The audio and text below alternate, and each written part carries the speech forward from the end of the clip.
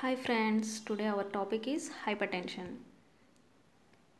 The topics which are dealt in this video are blood pressure definition, cardiac output, stroke volume and diastolic volume, procedure of monitoring the BP, auscultatory gap, Korotkov sounds and hypertension definition according to ESC guidelines and causes, types and pathogenesis of hypertension.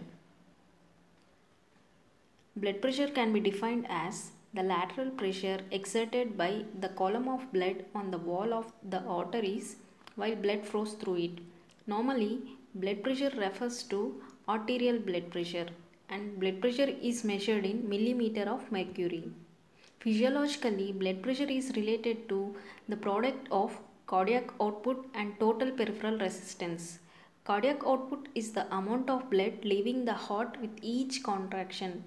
Total peripheral resistance is the sum of resistance of all the blood vessels in the systemic circulation. Cardiac output can be calculated as the product of stroke volume and heart rate. Stroke volume can be defined as the amount of blood pumped by the left ventricle of the heart in one contraction. The stroke volume is not the whole blood contained in the left ventricle. Normally, only about 2/3 of the blood in the ventricle is expelled with each beat. It is calculated using the measurements of ventricle volumes from an echocardiogram and subtracting the volume of blood in the ventricle at the end of beat called end systolic volume from the volume of blood just prior to the beat, that is end diastolic volume. Hence, stroke volume is end diastolic volume minus end systolic volume. Blood pressure is the product of cardiac output and peripheral resistance, and cardiac output is stroke volume into heart rate and stroke volume is end diastolic volume minus end systolic volume. End diastolic volume is also known as preload. If the determined stroke volume above was 70 ml and the patient's heart rate is 70 beats per minute, we multiply the stroke volume of 70 ml with the heart rate of 70 and then we get 4900, which is 4 liters, that is the cardiac output.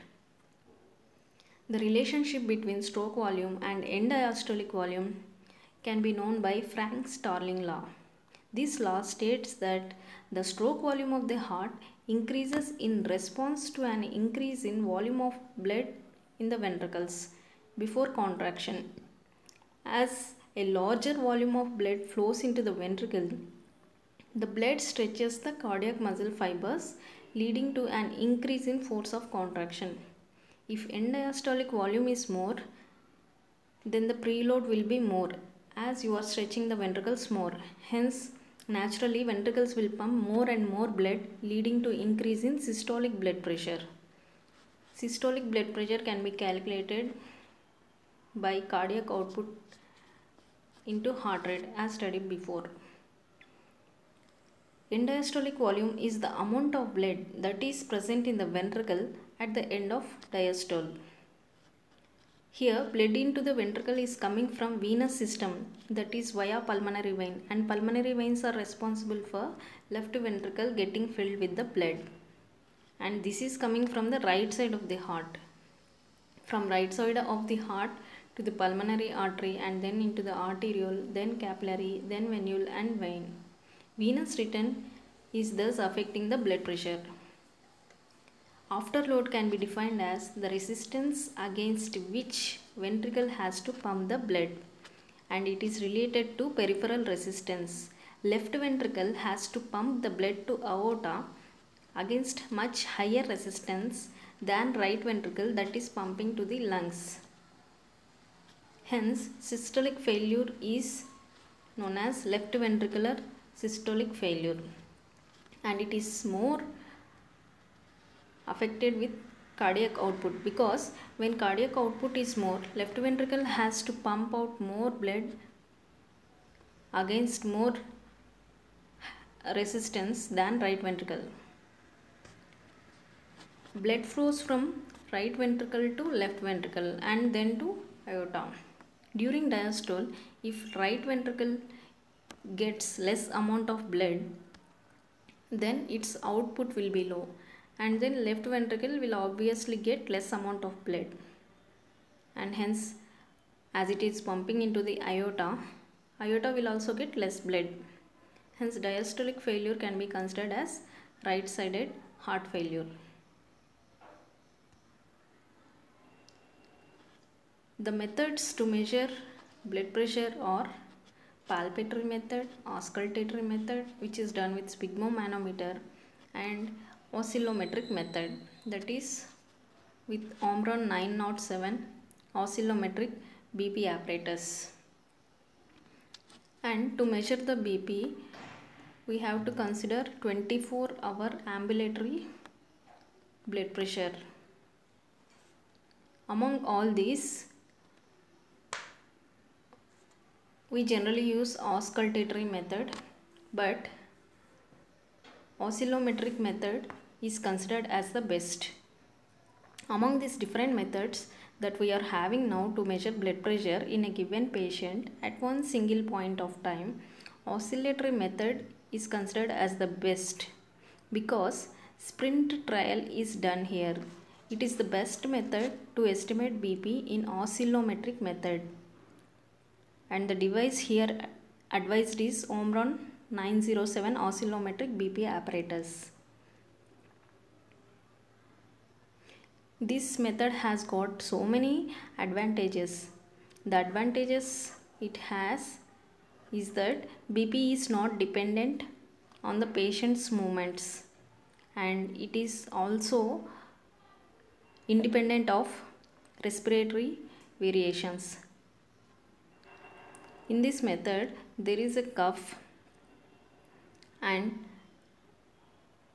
it is tied to the patient after making him sit in a quiet room for 5 minutes, and then the cuff is inflated. The blood pressure is measured 3 times over an interval of 30 seconds to 1 minute, and then the mean of this blood pressure measurements are taken. Then coming to the next popular procedure, that is auscultatory method.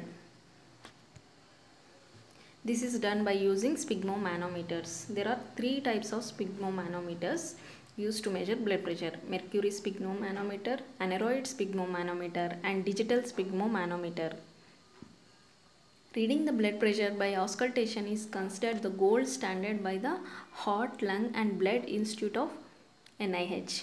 Here the subject, that is the patient's position, is maintained as supine, seated or standing. In seated position, the subject's arm should be flexed. The flexed elbow should be at the level of the heart. If the subject is anxious, wait for few minutes before taking the blood pressure. To begin, use a properly sized blood pressure cuff. The length of the cuff's bladder should be at least equal to 80% of the circumference of the upper arm. Wrap the cuff around the upper arm with the cuff's lower edge 1 inch above the antecubital fossa. Then lightly press the stethoscope's bell over the brachial artery just below the cuff's edge, and then rapidly inflate the cuff to 180 mm of mercury. Then release air from the cuff at a moderate rate, that is 3 mm per second. Listen with the stethoscope and simultaneously observe the sphygmomanometer. The first knocking sound, called Korotkov sound, is the subject's systolic pressure. When the knocking sound disappears, that is the diastolic pressure.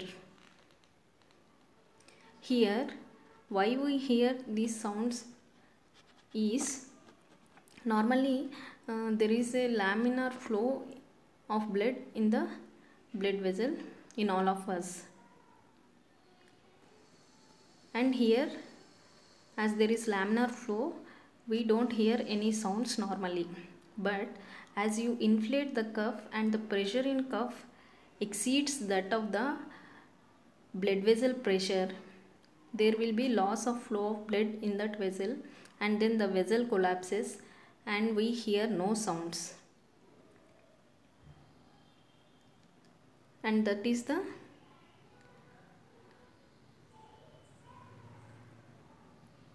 systolic blood pressure. Then you slowly deflate the cuff, and the pressure in the cuff gets slower than that of the vessel pressure, and then you can observe a spurt of blood in the vessel, and you start hearing the Korotkov sounds. And when the Korotkov sounds disappear, that will be your diastolic blood pressure. Record the pressure in both the arms and note the difference, and also record the subject's position, which arm was used, and the cuff size, whether it is small or large. If the subject's pressure is elevated, measure blood pressure 2 additional times, waiting for a few minutes between measurements. A blood pressure of 180 by 120 mm of Hg or more requires immediate attention. In Korotkov sounds, there will be 5 phases. In phase 1, a tapping sound is heard, and in phase 2, a soft swishing sound can be heard, and in phase 3, crisp sound, and in phase 4, blowing sound. Aneroid and digital manometers may require periodic calibration. Use a larger cuff and obese or heavily muzzled subjects. Use a smaller cuff for pediatric patients. For pediatric patients, a lower BP may indicate the presence of hypertension. Don't place the cuff over clothing. Flex and support the patient's arm. In some patients, the Korotkov sounds will disappear as the systolic pressure is brought down. After an interval, the Korotkov sounds reappear. This interval is referred to as auscultatory gap. This pathophysiologic occurrence can lead to a marked underestimation of systolic blood pressure if the cuff pressure is not elevated enough. It is for this reason that the rapid inflation of the blood pressure cuff to 180 mm Hg was recommended above. The auscultatory gap is felt to be associated with carotid atherosclerosis and a decrease in arterial compliance in patients with increased BP. According to ESC 2018, hypertension guidelines are like this. Hypertension can be defined as optimal, normal, high normal, grade 1, grade 2 and grade 3. Optimal hypertension, systolic blood pressure of less than 120 and diastolic blood pressure of less than 80 mm Hg. Normal hypertension is 120 to 129 with diastolic pressure 80 to 84. High normal hypertension can be defined with systolic blood pressure 130 to 139 and diastolic 85 to 89. And then there are 3 grades. Under grade 1, systolic blood pressure will be 140 to 159 and diastolic will be 90 to 99. If systolic is 160 to 179 and diastolic is 100 to 109, it is considered as grade 2 hypertension. And if systolic is greater than or equal to 180 and diastolic greater than or equal to 110, it is considered as grade 3 hypertension. There are 2 types of hypertensions: primary or essential hypertension, which can be seen in many people, that is 90 to 94% of people will be with primary or essential hypertension if they have raised blood pressure, and in only 5 to 10% cases we find secondary hypertension. The causes for primary hypertension are both environmental and genetic factors. Environmental factors are obesity, weight gain, and diet high in salt, that is sodium, and low in potassium, calcium and magnesium. Stress also induces primary hypertension. Other causes are alcohol consumption, low vitamin D, high fructose diet and lack of exercise. Genetic factors. The gene involved in causing hypertension is alpha adenosine gene. If either parents are hypertensive, then there is 10 to 15% risk for the child to develop hypertension, and if both parents are having hypertension, then there is 30 to 40% risk for child to develop hypertension. These environmental and genetic factors lead to volume dependent hypertension and pressure dependent hypertension. In volume dependent hypertension, there is sodium and water retention in the body, and in pressure dependent hypertension is caused by renin angiotensin axis and sympathetic axis. The volume dependent hypertension is dependent on pressure natriuresis. As we know, BP is the product of cardiac output and peripheral resistance. By this formula, BP should increase along with increase in cardiac output, and it should also increase along with increase in peripheral resistance. But the thing is not here. BP will not increase with cardiac output, but it will increase with increase in peripheral resistance.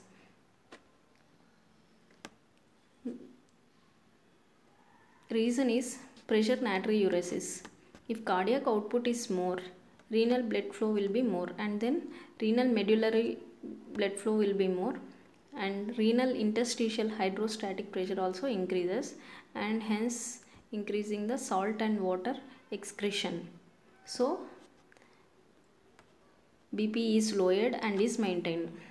In response to increase in cardiac output, here we are not finding increase in blood pressure, we are finding decrease in blood pressure. That means BP increases, but it is not persistently high as salt and water are excreted here. But this is not the case with increase in peripheral resistance.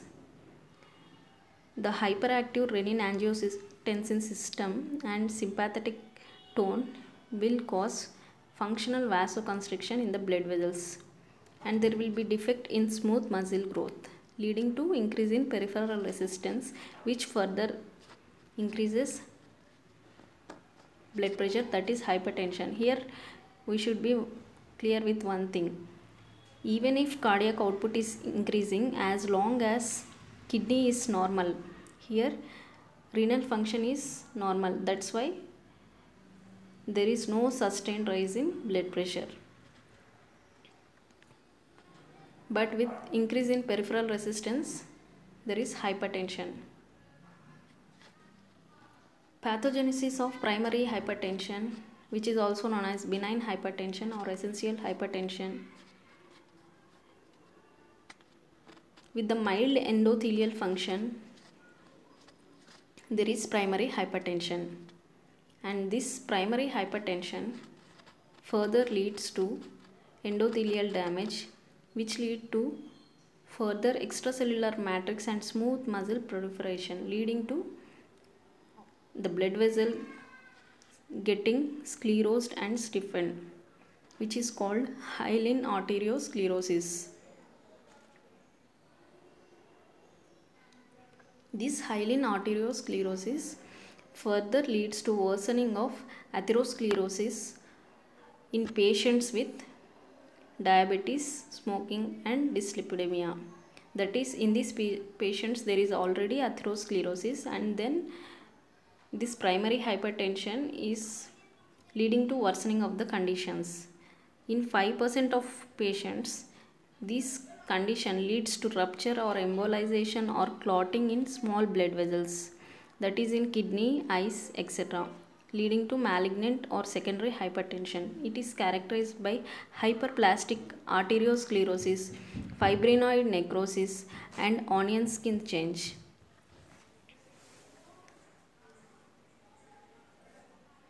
Now we see sympathetic tone hyperactivity and renin angiotensin system. First one is sympathetic system hyperactivity. It is caused by endothelial dysfunction, and endothelial dysfunction here is caused by a number of multiple causes like renal ischemia, obesity, oxidative stress, diabetes, dyslipidemia, smoking, obstructive sleep apnea. All these causes will lead to endothelial dysfunction, and then it leads to sympathetic system hyperactivity. What happens if sympathetic system is activated more? It leads to vasoconstriction. This vasoconstriction is the results in hypertension and ischemic heart disease. This hypertension will lead to target organ damage. As we are discussing about the heart here, it leads to left ventricular hypertrophy here, leading to diastolic dysfunction. As there is no medicine to cure diastolic dysfunction, this condition is not treatable and it leads to death. Renin-angiotensin-aldosterone system, that is RAS.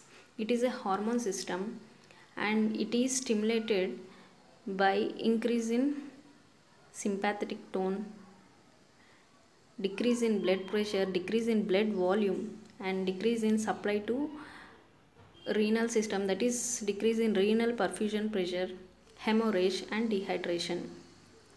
Once this system gets activated by all these stimuli in the kidney, the prorenin, which is the precursor protein, is converted into renin by juxtaglomerular cells. This renin then converts the angiotensinogene enzyme released by the liver into angiotensin 1, which then converts into angiotensin 2 by angiotensin converting enzyme found in the vascular endothelial cells of the lung. This angiotensin 2, the product, is a potent vasoconstrictor and it has got multiple functions. It acts via AT1 receptor and AT2 receptors. When it acts via AT1 receptor, it stimulates the production of aldosterone, which leads to vasoconstriction, leading to increase of sodium and water retention in the body, which leads to increase in blood pressure and hence increase in extracellular fluid, leading to edema. When it acts via AT2 receptors, it leads to vasodilation, that is natriuresis also, and inhibit the cell growth, reducing the blood pressure. Hence there is a benefit with AT2 receptors as there is decrease in blood pressure, but not with AT1 receptors as they increase the blood pressure. This angiotensin 2 also causes the hypothalamus in the brain to release the hormone, antidiuretic hormone, that is ADH, which goes to pituitary gland, and here it converts to arginine vasopressin, and this also acts on renal system, increasing the sodium and water retention and thus increasing the BP. Thank you. For more videos, please subscribe.